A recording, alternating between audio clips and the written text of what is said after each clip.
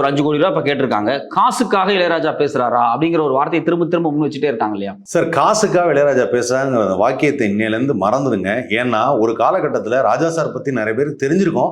இருந்தாலும் சில பேருக்கு தெரியலன்னா நான் இப்போ சொல்கிறேன் அந்த விஷயத்த. பல தடவை பல டைரக்டர்ஸ்க்கு அவர் காசு வாங்காமல் மியூசிக் பண்ணியிருக்காரு. ஒரு டைரக்டர் சொல்லியிருக்காரு, என்னுடைய முதல் படம் அப்படின்னாரு, பரவாயில்ல நீ ஜெயிச்சுட்டு வா, ஜெயிச்சுட்டு வந்ததுக்கப்புறம் அடுத்த படத்தில் காசு வாங்கிக்கிறேன்னு இருக்காரு.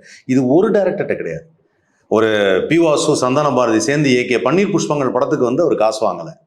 அது மாதிரி அம்மா கிரியேஷன் டி சிவா சொல்றாரு, மனோபாலா சார் சொல்றாரு, இப்படி ஏகப்பட்ட டேரக்டர்ஸ் அவங்களுடைய ஃபர்ஸ்ட் படத்துக்கு ராஜா சார் காசு வாங்கலை அப்படின்னு ஒரு விஷயத்த சொல்றாங்க. அந்த அளவுக்கு திரைத்துறை மேல ஒரு பெரிய ஒரு ஈடுபாடு கொண்டவர் ராஜா சார். இந்த காசெல்லாம் அவருக்கு ஒரு பெரிய விஷயமே கிடையாது. அதே மாதிரி இப்போ ரீசெண்டா அவர் காசு கேட்கிறாரு அப்படின்னா எல்லாரும் அவர் பாருங்க, அவர் காசுக்காக தான் இதெல்லாம் செய்யறாரு அப்படின்னு. அப்படி யாரும் தப்பா மட்டும் பேசாதீங்க. அவர் செஞ்ச விஷயத்த வேற எந்த மியூசிக் டைரக்டரும் எனக்கு தெரிஞ்சு செய்யலை. செஞ்சிருந்தாங்கன்னா சொல்லுங்க.